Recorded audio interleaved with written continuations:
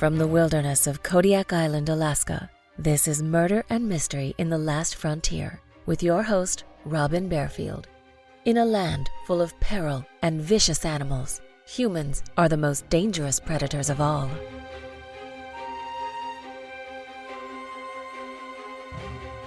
On Valentine's Day, 1983, two new, beautiful sister ships, the Americus and the Altair, sank in the Bering Sea in calm water while on their way to the king crab fishing grounds near the Pribilof Islands. 14 men lost their lives in the worst disaster in the history of U.S. commercial fishing. A massive investigation ensued to determine what happened to the boats and what could be done to make commercial fishing safer.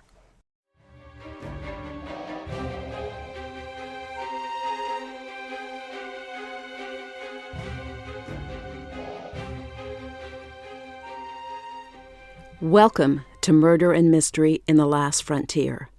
I'm your host, Robin Barefield, and I'm broadcasting from the heart of the Kodiak National Wildlife Refuge on Kodiak Island in Alaska.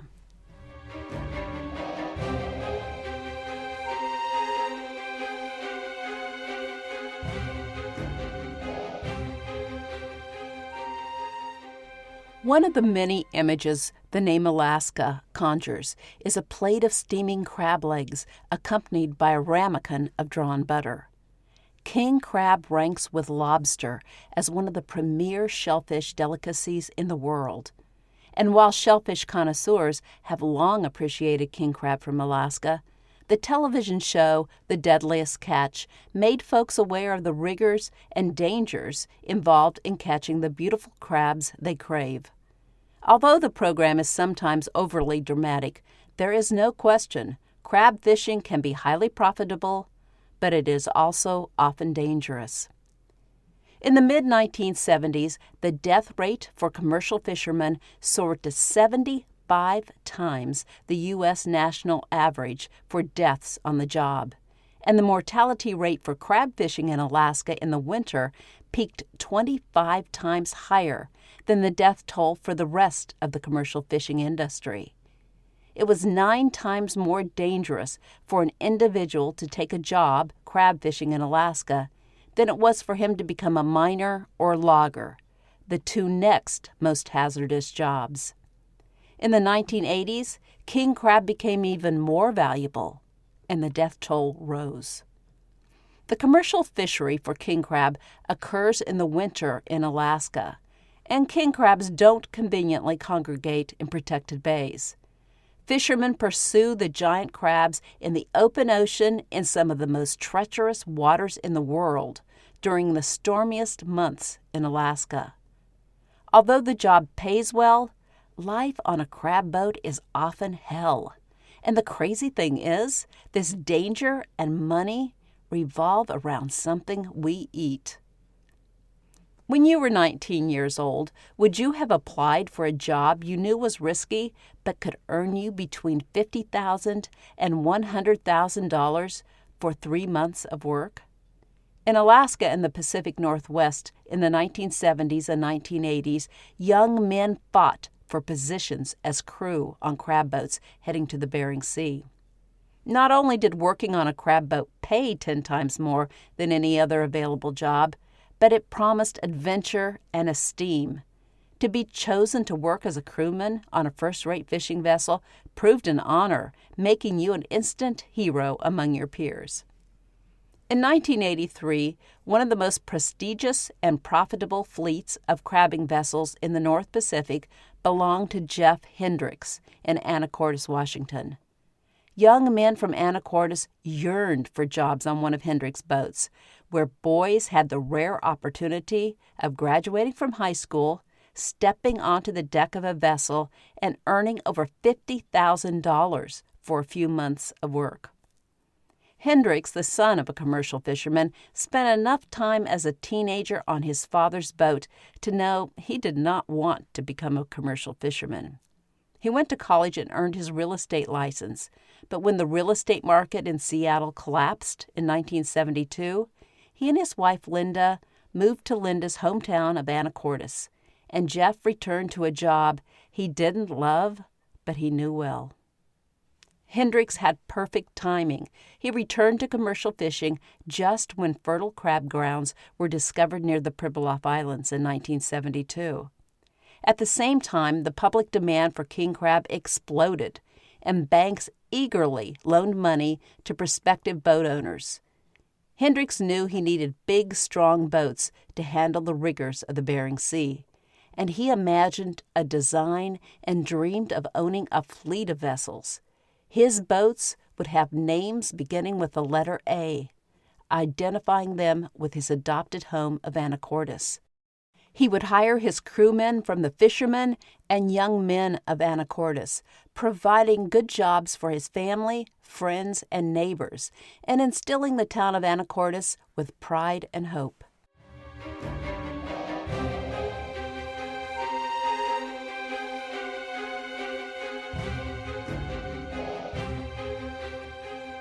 In January 1977, work began on Hendricks' boat, the Antares, a steel-hulled vessel measuring 123.5 feet or 37.64 meters in length and spanning 32 feet or 9.75 meters in width. Its hull gleamed sky blue, emblazoned with a white winged emblem, the logo of the Hendricks fleet. The Antares held a deep 14,000-gallon center-line fuel tank, 4 double-bottom fuel tanks, 6 wing tanks, and 4 big crab tanks. Once the builders launched the Antares, experts conducted stability tests on the vessel to determine the material strength of the hull and the equilibrium of the boat. According to Coast Guard statistics at the time the Antares was built, material failure or instability accounted for 85% of the known causes of why boats sink at sea. While the tests were expensive, it was essential to compute the stability of a vessel with a new design. Once the designer determined the stability, he calculated guidelines constituting a stability letter.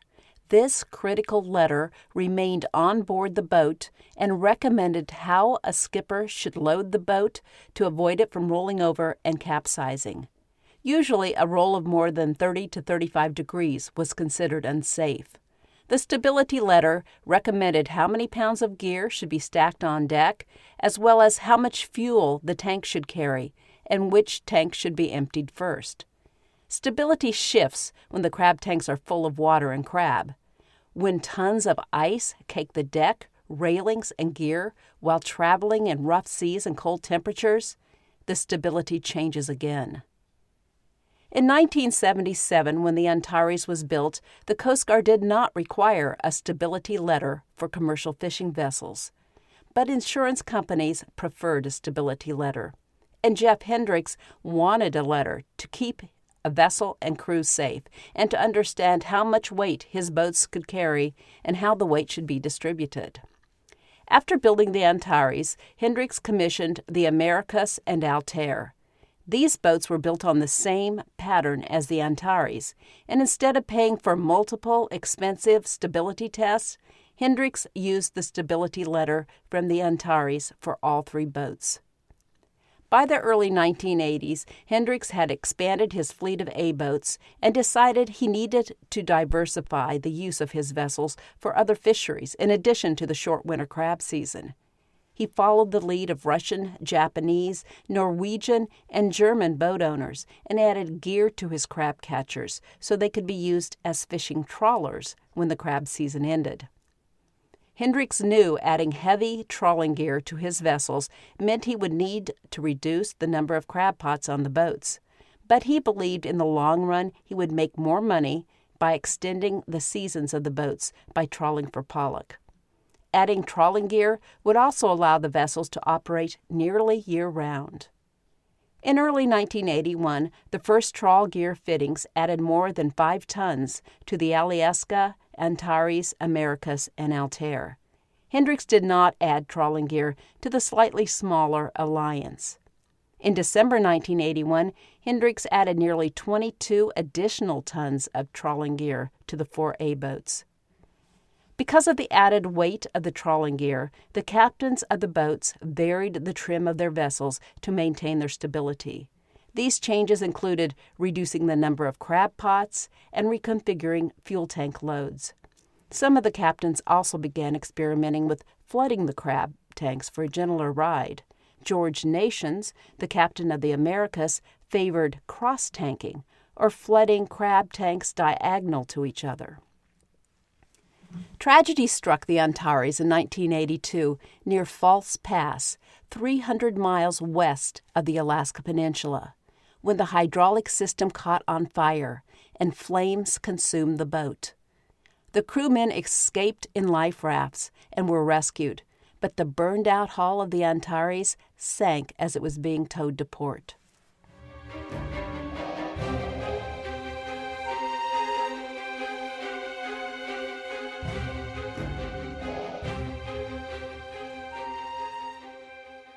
On January 31, 1983, the Alyeska, captained by Brian Melvin, and the Alliance, captained by Glenn Treadwell, departed Anacortes for the 10-day, 2,000-mile or 3,200-kilometer voyage to Dutch Harbor. The Altair, captained by Ronald Bairns, and the Americus, captained by Relief Captain Brent Bowles, left Anacortes 3 days later. Hendricks staggered the departure of his boats to facilitate the loading of crab pots and the unloading of fuel at the processor in Dutch Harbor. George Nations, the captain of the Americus, was in the process of building a house in Anacortes, so he decided to skip the voyage north to Dutch Harbor and instead let his relief captain Bowles run the boat north. Nations then flew to Dutch Harbor and met the Americus before the crab season began. On February 8, 1983, the first of the A-boats, the Alyeska, captained by Brian Melvin, arrived in Dutch Harbor and pulled up to the Sea Alaska floating processor. The Sea Alaska acted as a host for Hendricks' boats by storing their fuel, supplies, and equipment, and by offloading and processing their catch. Since fuel costs less in Anacortes than it did in Dutch Harbor, all 4 A-boats traveled with full fuel tanks and then offloaded much of their fuel to the Sea Alaska to hold for them until they needed it. 6 hours after the Alyeska tied to the Sea Alaska, the Alliance, captained by Glenn Treadwell, arrived. In addition to transferring fuel to the Sea Alaska, both boats loaded crab pots, herring bait, and other supplies from the Sea Alaska onto their decks and into their holds. Melvin oversaw the loading of 208 crab pots on the Alyeska. Each crab pot weighed 690 pounds, or 313 kilograms. Due to the weight of the new trawling gear, the Alyeska carried 20 fewer crab pots than it had the previous season. The smaller Alliance held 90 crab pots. Once they'd loaded the gear, Melvin and Treadwell set course north-northwest to travel 200 miles to the Bering Sea to drop their load of pots. Under the surface of the chaotic Bering Sea thrives one of the most productive fisheries in the world. The Bering Sea Basin is the most seismically active region on Earth. Earthquakes shake the ground and volcanoes erupt, spewing smoke and lava. In the winter in the North Pacific, the warm, clockwise Japanese current collides with the frigid, counterclockwise Bering Current, and with extremely cold water masses flowing south from the Arctic. Where these opposing currents meet, violent storms explode, impacting the entire North American continent. In the winter months, storm after storm descends upon the relatively shallow, narrow Bering Sea, and hurricane-force winds create 50-foot or 15.2-meter waves. In sub-zero temperatures, the waves overtake boats and freeze instantly, adding tons of ice and destabilizing vessels. The crew must grab baseball bats and sledgehammers and work furiously for hours, pounding the ice off the decks and railings to keep the boats from sinking. The captains and crew of the Alyeska and Alliance knew such a storm was expected to hit in a few days. While the crews of the Alyeska and Alliance dropped their first load of pots, the Americus and Altair arrived in Dutch Harbor to begin offloading fuel and loading pots, bait, and other gear. George Nations flew into Dutch Harbor and joined Brent Bowles on the Americus. The transfer of fuel was particularly critical and tricky because the crew needed to move 30% of the onboard fuel load to the processor. Moving this much fuel shifted the vessel's ballast, possibly making it less stable. After the fuel transfer, each boat weighed 100 tons less. While the addition of heavy crab pots made up for the weight loss, the fuel came from below deck tanks, while the pots were stacked high on the deck. The stability of the vessel shifted significantly with these changes. The vessel's large, double-bottom fuel tank held the most fuel and provided the best ballast, so the captains usually emptied the wing tanks first. Many captains believed flooding the crab tanks while traveling added stability to the boat. Some flooded all 4 crab tanks, and others cross-tanked by flooding the 2 tanks diagonal from each other. The Americus and Altair each carried 228 crab pots when they left Dutch Harbor to head to the crabbing grounds near the Pribilof Islands. While the Americus and Altair loaded their gear, the Alyeska and Alliance returned to port for their second load of pots. The crewmen of the 4 boats, all friends from Antares, mingled and joked. The sound of an engine awakened Glenn Treadwell at 2 a.m. on February 14th, and he found Ron Barnes untying the Altair in preparation to head out to sea. Treadwell helped the crew unleash the lines of the Altair and watched as the boat pulled away from the dock. He later recalled something looked wrong with the vessel. It seemed to be sitting too low in the water. He saw water cascading over the deck and knew Barnes probably had flooded all 4 crab tanks, as was his custom, to provide a slower, easier roll. Still, as Treadwell eyed the boot stripe, the painted stripe running the length of the boat a few inches above the waterline, it looked normal considering the heavy load on the vessel. Treadwell trusted Barnes' expertise and knew the boat must feel right to him. All the A boats carried first-rate safety gear, and Hendricks demanded the crews practice emergency drills, such as donning survival suits and fighting fires. Each boat also carried an EPIRB, a battery-operated, emergency position-indicating radio beacon, and the captain was supposed to mount the EPIRB outside the wheelhouse. If the boat sank, the EPIRB would break loose and float to the surface, broadcasting its position for 48 hours on frequencies monitored by the Coast Guard, the military, and even commercial aircraft. Since EPIRBs are expensive, the captains of the A boats typically secured the devices in the wheelhouse while they were in Dutch Harbor. Once they left the harbor, though, it was standard practice to return the EPIRB to its bracket. At 8 a.m., George Nations piloted the Americas out of Dutch Harbor. The Alyeska and Alliance continued to load pots and transfer fuel, hoping to leave the harbor before the forecasted storm arrived.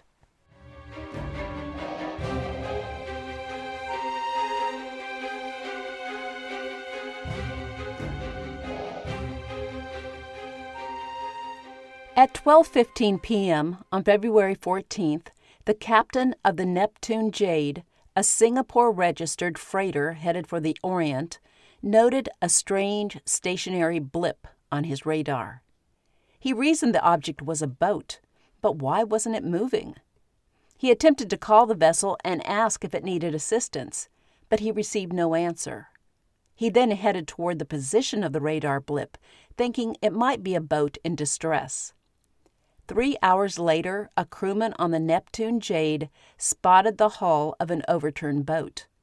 The bottom of the hull was painted blue with a horizontal red stripe.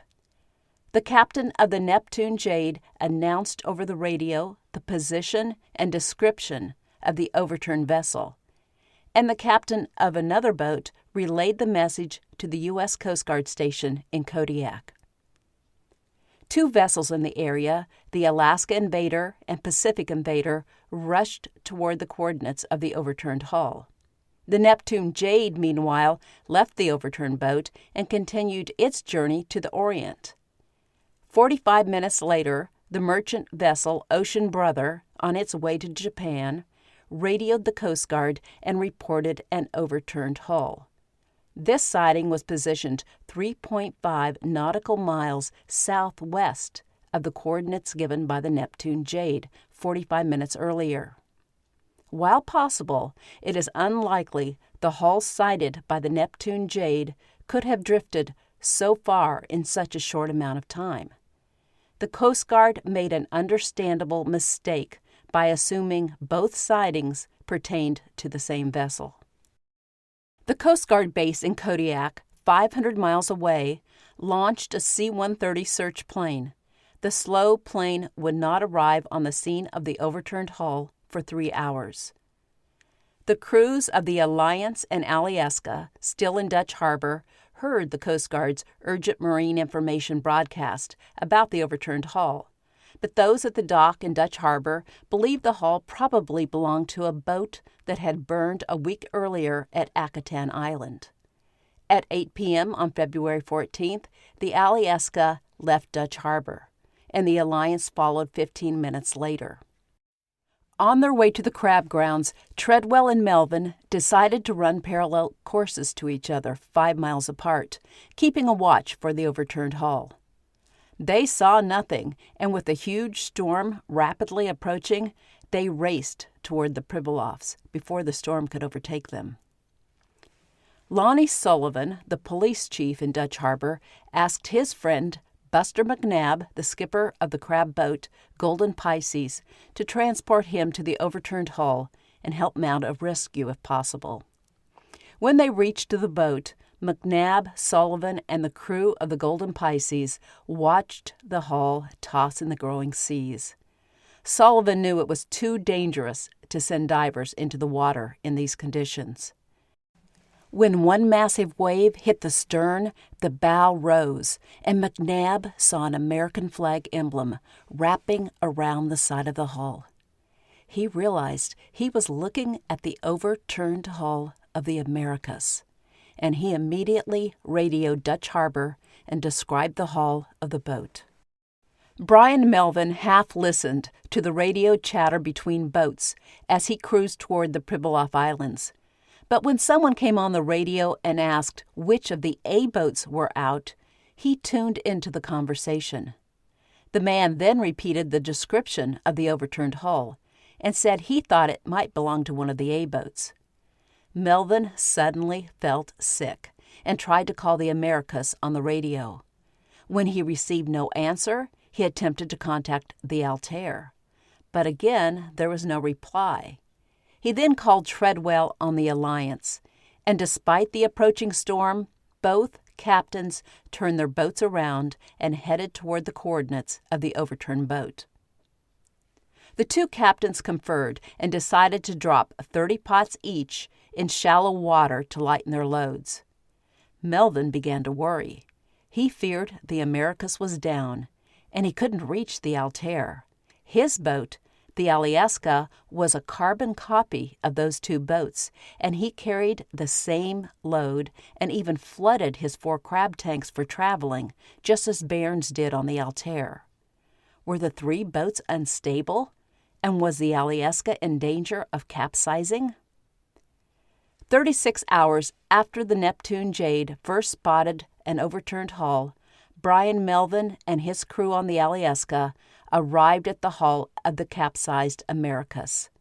His crew wanted to jump overboard, knock on the hull of the vessel, and see if their friends were still alive inside the boat. But Melvin denied their request to jump in the water. The storm was gaining intensity, and it would be suicide to jump into the mounting waves of the frigid Bering Sea.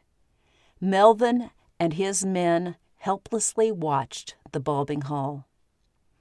When the Alliance arrived on site, it stood by the hull while the crew of the Alyeska searched for survivors.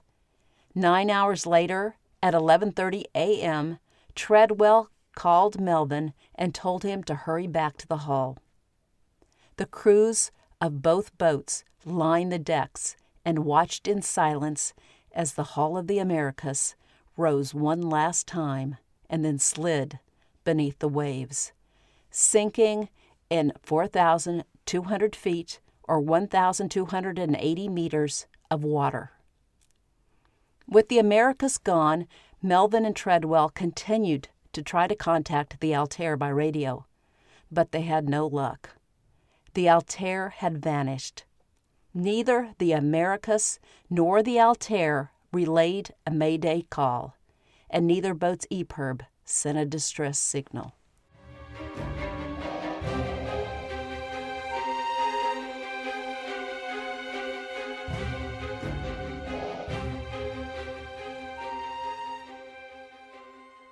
Let me take a short break from the story to thank the wonderful, creative folks at the puzzle game app Best Fiends. I appreciate you for supporting this podcast. I'm sure by now you've heard of Best Fiends. It's a fun, colorful game designed for adults but appropriate for everyone. The game consists of a series of puzzles, and at the lower levels, Best Fiends seems deceptively simple as you collect cute characters who help you defeat the slugs and gather flowers, strawberries, leaves, and water. But as you progress, the puzzles grow more challenging. I am now on level 539. Sometimes I solve a level on my first try, but other times it takes me 24 attempts or more before I succeed. I didn't think I would ever get past level 520, and when I finally received all the green check marks, my fiends and I cheered. I love puzzles, and if you listen to True Crime, I'm sure you also like to solve puzzles. For me, Best Fiends is a great way to relax for a few minutes, lighten my mood, and reset my brain. Engage your brain with fun puzzles and collect tons of cute characters. Trust me, with over 100 million downloads, this 5-star rated mobile puzzle game is a must-play. Download Best Fiends free on the Apple App Store or Google Play. That's Friends without the R. Best Fiends.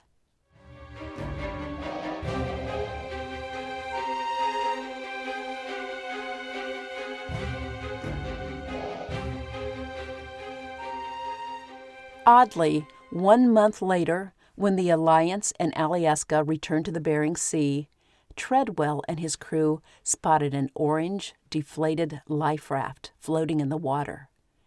They plucked the raft from the sea and stared at it in disbelief. The name Altair was stenciled on the side. Of all the boats traveling through the Bering Sea, Treadwell could not believe he and his crew were the ones who found the lone remnant from the Altair. What possibly could have happened to cause the Americus and Altair, two of the finest boats in the North Pacific Fleet, to capsize soon after leaving Dutch Harbor in relatively calm seas? 14 men, all from Antares, Washington, lost their lives in the worst disaster in the history of U.S. commercial fishing. The Coast Guard's Marine Board of Investigation, along with the National Transportation Safety Board, undertook the investigation into what happened to the two boats. Coast Guard Captain John DeCarteret led the inquiry. DeCarteret already knew the statistics. An average of 108 commercial fishermen died annually in U.S. waters, and 1/3 of those deaths happened in the Bering Sea and the Gulf of Alaska. Capsizing constituted the leading cause of these deaths. What were the odds of two sister ships capsizing at nearly the same time in calm seas? DeCarteret considered other possible causes for the loss of the two vessels. Could the boats have rammed each other by accident? Were they overtaken by a rogue wave? Could the boats have been sabotaged? Were there foreign vessels in the area? Photos taken of the overturned hull of the Americus showed no damage, making the collision theory unlikely.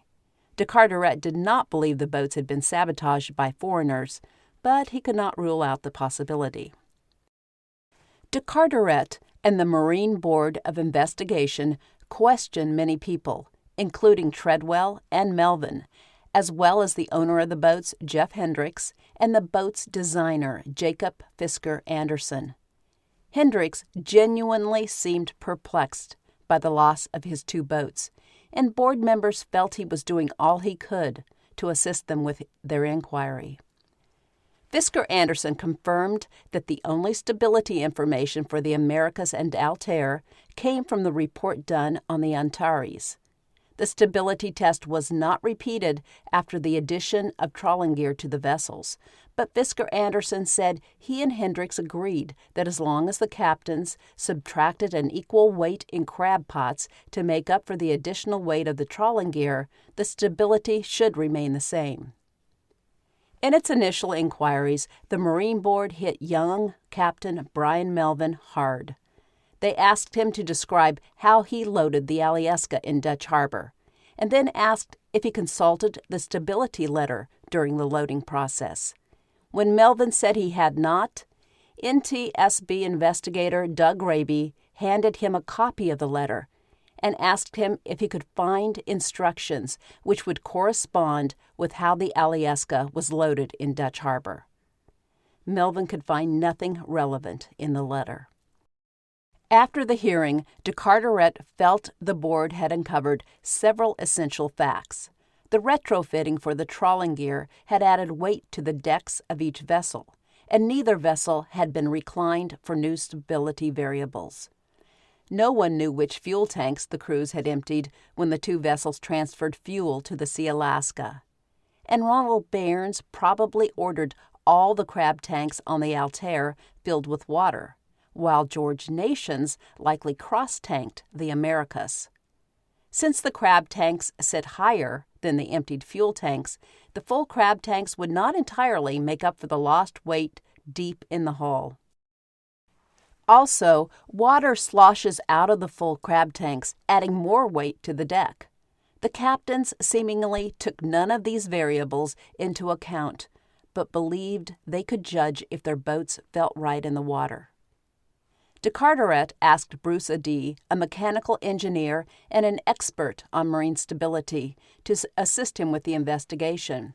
Adie used a model boat and loaded it with weights equivalent to 228 crab pots and the trawling gear carried by the Americus. He then added and subtracted weights to simulate cross-tanking of the crab tanks and the empty fuel tanks. But no matter what he did, his model boat would not capsize. Meanwhile, de Carteret used a computer program to do much the same thing, but he too was unable to capsize his model with the weights and configurations given to him by Fisker Anderson and Hendricks. Adie developed a theory about what had happened to the Americas and Altair, but his theory would not be easy to prove. He thought synchronous rolling could have caused the 2 boats to roll over and sink. He explained that with synchronous rolling, even small waves can cause a boat to sink. Synchronous rolling occurs when a boat fails to completely right itself after a roll and then lays over further and further with every subsequent roll. The rolls might not be significant, but if the boat doesn't right itself between the rolls, it will continue to tip at an ever-increasing angle until it capsizes. Synchronous rolling can be catastrophic even in small seas, and it happens because a boat is unstable. Adie backed up this theory by pointing to the rudder in the photo of the overturned hull of the Americus. The rudder was hard over to starboard, and Adie believed this constituted proof the captain tried to correct the steering when the boat began to capsize. Adie told de Carteret the final motion to capsize must have been catastrophic and sudden. If Adie's synchronous rolling theory was correct, though, why were the boats unstable? De Carteret wondered what he had missed.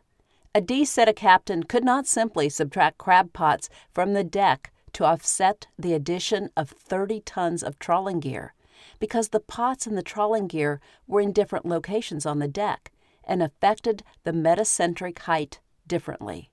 Yet, neither Adie nor de Carteret had been able to cause their models of the Americus to capsize by subtracting the same number of crab pots George Nations had on the Americus. Something was wrong with the numbers they had been given.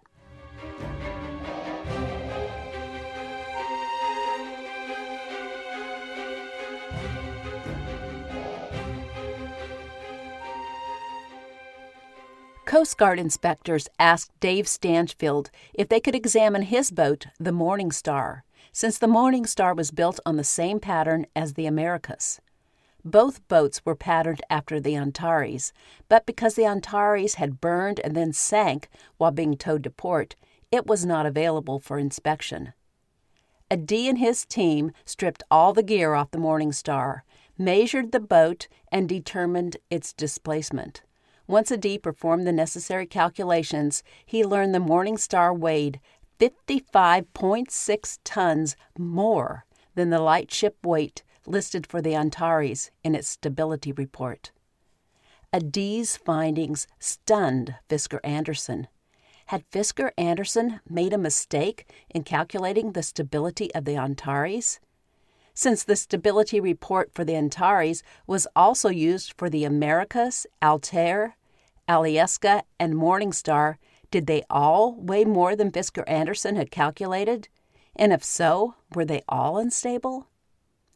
The final piece of the puzzle fell into place when a marine surveyor sent Adie photos of the Altair running in calm waters with a light load. The surveyor did not tell him what to look at, and at first the purpose behind the photos baffled Adie. With the aid of a magnifying glass, Adie scanned the images and measured the distance from the boot stripe to both the waterline and the railing of the boat. The measurements matched what he would expect if the boat carried a light load. He then picked up a photo of the Altair when it was loaded to sail from Anacortes to Dutch Harbor in February 1983. He again measured the distance from the boot stripe to the sea and to the railing. The measurements jarred him.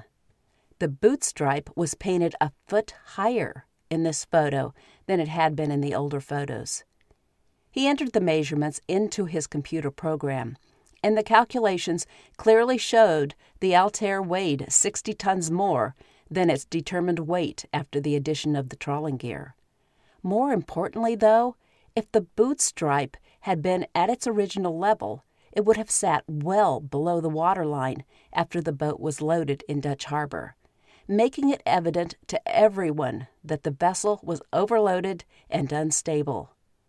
The higher boot stripe created a deadly illusion, causing the captains to believe their boats were correctly loaded. Bob Gudmundson, the builder of the A-boats, agreed the boot stripes of the A-boats had been painted a foot higher in January 1983 to combat the growth of corrosive marine algae on the hull. He claimed the boot stripes did not serve as reference points, but Adie knew captains used the stripes as a guide to determine the rough weight of their vessels. Adie concluded the Americus and Altair were so overloaded and unstable when they left Dutch Harbor, they were doomed to capsize. He determined the only difference between the two boats was if the Altair flooded all its crab tanks, while the Americus only flooded 2 tanks, then the Altair was even more unstable than the Americus and probably rolled over and sank faster. Brian Melvin and his crew on the Alyeska were lucky they did not suffer a similar fate. Despite his erroneous weight calculations in the stability report, the Marine Board of Investigation assigned no blame to Jacob Fisker Anderson. The board also exonerated Jeff Hendricks and the builders of the Altair and Americus. De Carteret felt the real issue with the losses of the Altair and Americus, as well as with the losses of many other fishing vessels, was the lack of safety regulations for the commercial fishing boats in the United States. He fought for stricter safety regulations, but the commercial fishing industry pushed back. Fishermen believed the government had no business regulating their industry. Changes were on the horizon, though, and the investigation into the sinking of the Americus and Altair helped lay the foundation to make commercial fishing a little safer.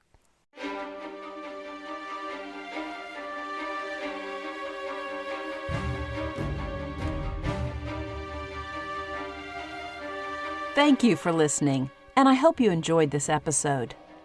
Thank you to my patrons for your support. Check out the show notes for more information on how you can support this podcast and unlock extra episodes by joining the Last Frontier Club. You can also search for this podcast on Patreon to learn more about the Last Frontier Club. I'll see you soon for the next episode of Murder and Mystery in the Last Frontier.